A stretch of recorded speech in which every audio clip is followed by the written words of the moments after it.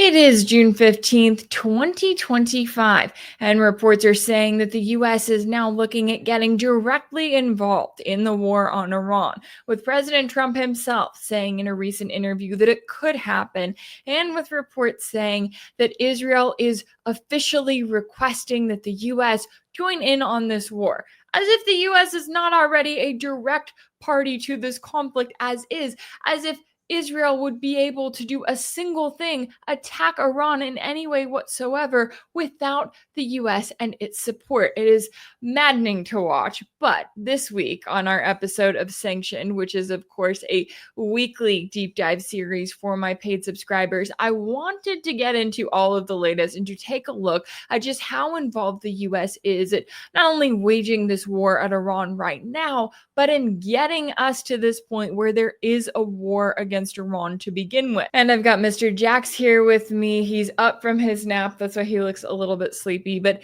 he wanted to come tell you that you can check out the full episode of Sanctioned right now if you sign up as a monthly paid subscriber over on my page on Patreon or on my page on Substack.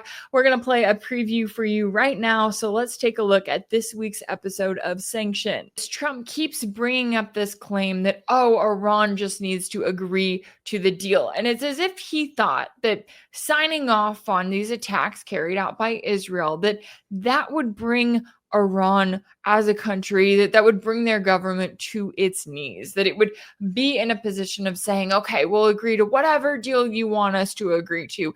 Doesn't matter. We'll give up uranium enrichment altogether. Let's just sign some sort of a deal so that Israel stops attacking us. And that seems to be Trump's line of thinking, or at least he's trying to present that as such, because he also got on Truth Social on Sunday and he said, quote, Iran and Israel should make a deal and will make a deal, just like I got India and Pakistan to, in that case, by using trade with the United States to bring reason, cohesion, and sanity into the talks with two excellent leaders who were able to quickly make a decision and stop. But while Trump is forever trying to play this third-party mediator card, right, the U.S. isn't involved whatsoever. He's acting like, it's just India, Pakistan, where the U.S. is also still involved. So, the U.S. is involved everywhere. But he needs to realize that it's much less a situation like that where the U.S. is able to come in when both sides were already in a position of being ready to de-escalate. And it's much more like the situation, let's say, over in Ukraine, where the U.S. is a main party to the conflict, right? This is not a Russia versus Ukraine scenario. This is a Russia versus the entire NATO alliance and primarily the U.S. conflict. And it's much more a situation like that where the U.S. is clearly arming one side in a proxy conflict with the other side. And when you look at the current situation between Israel and Iran, it's like not only have the US and Israel been working towards this for a long time, but Iran has been well aware of that for the entire time. In fact, one of the things that I wanted to mention here in today's episode was the 2009 Brookings Institute report titled Which Path to Persia? If you've watched my recent interviews with Brian Berletic of the New Atlas, you'll know that we talked about that, at least in this week's interview. I think, again, in a previous interview, I want to say from April. I'll make sure that it's linked below. But as we were talking about that report, I thought it was so interesting that even though it's 16 years ago when this policy paper was written, it sounds like it could have been written today in 2025. And it starts out by noting why the US views Iran as such a threat. And that essentially boils down to the fact that, look, not only is Iran a major pillar of the multipolar world, but it's also one of the strongest countries in the Middle East that is not buying what the US is selling, particularly when it comes to Israel and Palestine. And not only is Iran not giving the US free rein to do whatever they want, but they're supporting the Palestinians, and they're supporting various militias in the region, such as, say, Hezbollah in Lebanon or Ansar Allah in Yemen. And those are things that the US is not happy about because they want to be the only ones spreading any kind of influence in the Middle East, as if that is something that makes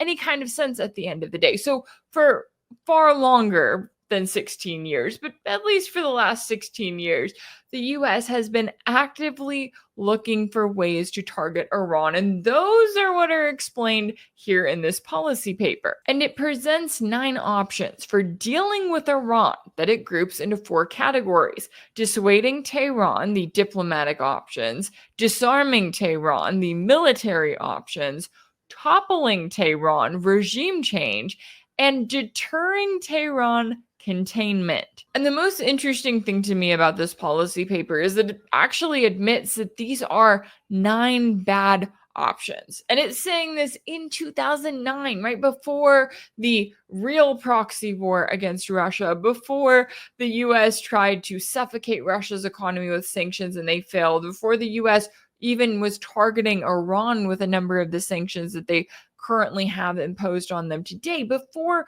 you had the multipolar world in the increased state that it is in 2025. 16 years ago, you had this policy paper saying, well, here's 9 options of how we can respond to Iran. And every single one of them is going to have a price to pay, in particular by the US. It's just choosing which one you want to pursue, which is exactly what Washington has done. Because many of these options we've seen the US actively pursue over the years, right? We've seen the diplomatic attempts at the 2015 JCPOA, which Trump then came in and notably tore up in 2018. We've also seen the US take direct military action against Iran by assassinating Iranian General Qasem Soleimani in 2020. Now, sure, that was in Iraq, but clearly the US was more than fine with setting this up, with carrying out this strike directly. And they were doing it against a guy who was one of the main leaders in the actual real fight against ISIS. But of course, that didn't matter to the US. They're more than happy to use their extremists as long as they are being used to what the US sees as its benefit in the region. But the section of this policy paper I want to focus on is the one we've seen the US pursue during Trump's second term. And that's one of the military options, titled "Leave It to Bibi: Allowing or Encouraging an Israeli Military Strike." In this case, it sets up the scenario that we've watched the US carry out in recent months. We watch as the Trump administration goes to Iran. They say, hey, we want to make a nuclear deal.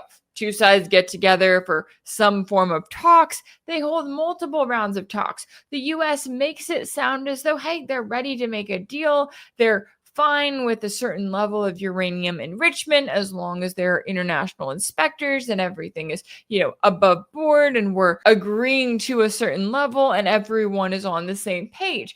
And then all of a sudden the US flip-flops and we start hearing Trump's Middle East envoy Steve Witkoff say, oh no, we cannot have any uranium enrichment whatsoever, even though there is a certain level that is allowed under the Non-Proliferation Treaty to which Iran is a party.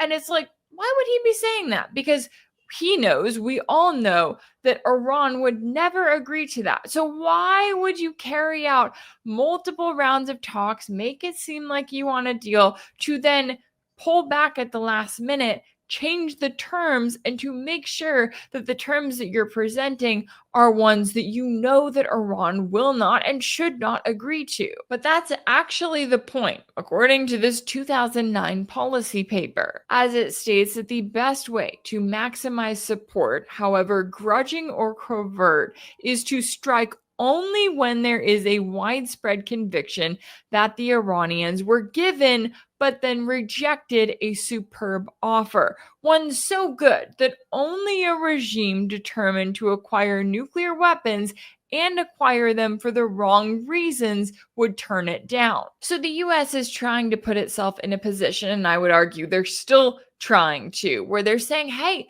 we just want to work with Iran, right? We're just the third party broker. Let's have a fancy, shiny nuclear deal. It is something that Iran should absolutely agree to. And if they don't agree to it, well, then that must mean that they're ready to make a nuclear weapon, which is, of course, why you've seen all of these warnings coming out of the woodwork all of a sudden saying, oh, Israel has to strike Iran because they're about to make a nuclear weapon, right? They're months away, as they have been for, I guess, decades now at this point. And that's a preview of this week's episode of Sanctioned. You can watch the full video right now, available for my paid subscribers over on my page on Substack.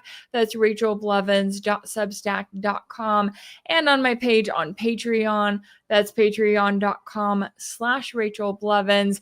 As always, thank you all so much for all of your support. And Jax and I are going to go get a treat. Do you want a treat? Do you want to go get a treat? Okay, we're going to do that now. I hope that y'all have a great rest of your day. Stay safe out there.